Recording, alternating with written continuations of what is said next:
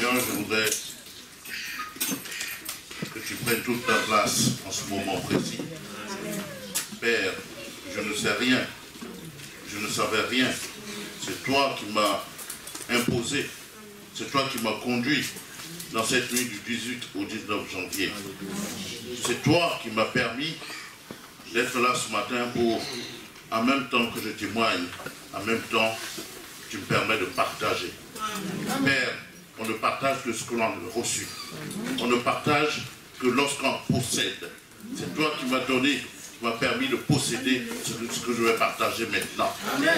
Parmi les miens, frères et sœurs, peuple de Dieu, que toute ta gloire te revienne à toi. Soyez tous bénis. Alors, le message que j'ai reçu, il est intitulé « Dépose tes charges à mes pieds ».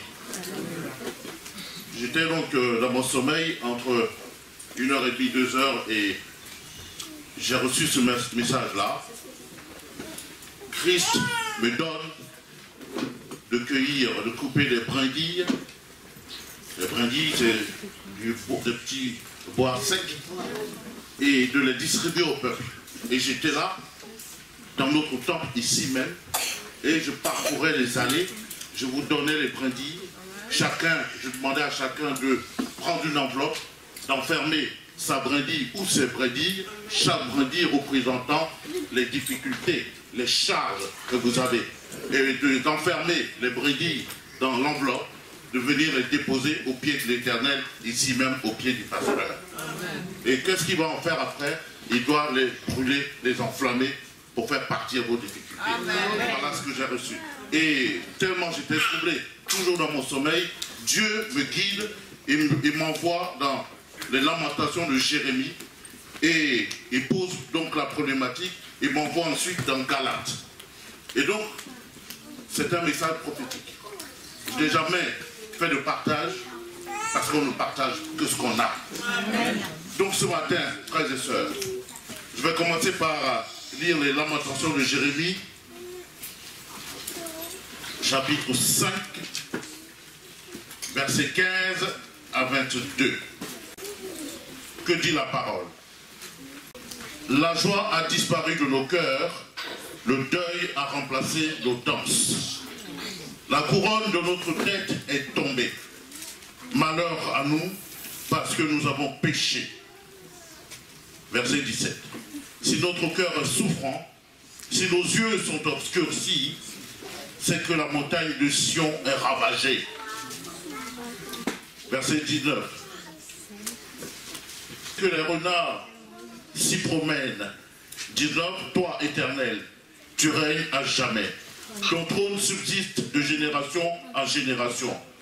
Pourquoi nous oublierais-tu pour toujours? Nous abandonnerais-tu pour de longues années? Verset 21.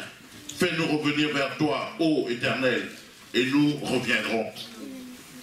Donne-nous encore des jours comme ceux d'autrefois. Verset 22. Nous aurais-tu entièrement rejetés et t'irriterais-tu contre nous jusqu'à l'excès à cause de nos péchés? Parce que nous avons abandonné celui qui nous a sauvés. En effet, il arrive d'un moment où nous avons l'impression que Dieu ne nous écoute plus. Il nous a tourné le dos. C'est l'impression que nous avons. Et donc, Jérémie, il se lamente. Et il supplie Dieu. Il lui demande, est-ce que tu nous as véritablement abandonnés? Et pour combien de temps? Et Dieu va nous conduire dans le livre de Galates, chapitre 4, versets 1 à 9. Galates 4, 1 à 9. Or, aussi longtemps que l'héritier est enfant, je dis qu'il ne diffère en rien d'un esclave, quoiqu'il soit le maître de tout. Verset 2. Mais il est sous des tuteurs et des administrateurs jusqu'au temps marqué par le Père. Nous aussi, de la même manière, lorsque nous étions enfants, nous étions sous l'esclavage des rudiments du monde. Verset 4. Mais lorsque les temps ont été accomplis, Dieu a envoyé son Fils, né d'une femme, né sous la loi, afin qu'il rachetât ceux qui étaient sous la loi, afin que nous ressuscitions l'adoption. Verset 6. Et parce que vous êtes fils, Dieu a envoyé dans nos cœurs l'esprit de son Fils, lequel crie, Abba, Père. Verset 7. Ainsi tu n'es plus esclave, mais fils. Amen. Et si tu es fils, tu es aussi héritier par la grâce de Dieu. Amen. Verset 8. Autrefois, ne connaissant pas Dieu, vous serviez des dieux avec un petit d, voyez la nuance, qui ne le sont pas de leur nature. Verset 9. Mais à présent, que vous avez connu Dieu, ou plutôt que vous avez été connu de Dieu, comment retournerez-vous à ces faibles et pauvres rudiments auxquels de nouveau vous vous asservez pour vous asservir encore? Est-ce que vous allez retourner vers ces petits dieux pour vous asservir encore? Voilà donc la réponse que l'Éternel me donne à ce songe lorsque nous sommes préoccupés en effet et nous avons tendance à tourner le dos à celui qui nous a sauvés, à aller vers des solutions que j'appellerais des solutions de facilité. Est-ce que dans notre vie, il ne nous est pas arrivé d'aller consulter un féticheur, un marabout? Pour ceux qui sont en Afrique de l'Ouest, le marabout dit, ni à la sonnant, ça veut dire si Dieu le veut. Alors toi, tu as déjà Dieu avec toi. Pourquoi tu irais chez le marabout? Si tu as déjà Dieu avec toi, pourquoi tu vas chez le féticheur? Si tu as déjà Dieu dans ta vie, pourquoi tu vas voir le médium ou la voyante, celle qui va jeter des cartes pour essayer de lire dans ta vie, alors que Dieu a déjà tout programmé pour toi? Amen. Dépose tes charges à mes pieds. Amen. Il a dit tes charges. Il n'a pas dit ta charge. Ça veut dire que quelles que soient les charges que tu as, tu peux les déposer ici et maintenant. Quelles que soient les charges que tu as, quelles que soient tes difficultés au niveau de la santé, les difficultés financières, pour ton mariage qui est bloqué, pour ton travail que tu ne trouves pas, pour ton séjour qui est coincé, dépose tes charges à mes pieds.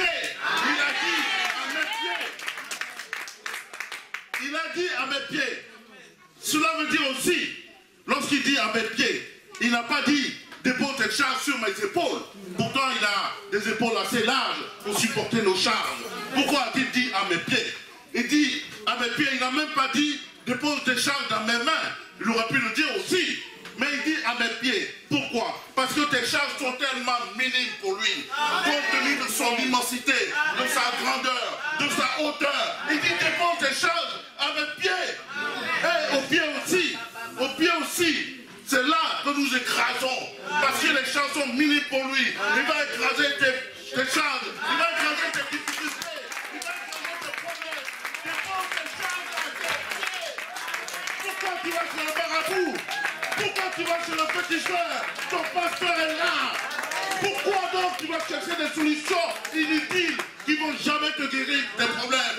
Viens et dépose tes charges à ses pieds, à lui l'Éternel. Amen. Tes brindilles qui sont spirituelles, dans une enveloppe qui est spirituelle, enferme tout. Amène au pasteur. Il va prier pour toi et tes problèmes vont s'envoler au nom de Jésus-Christ.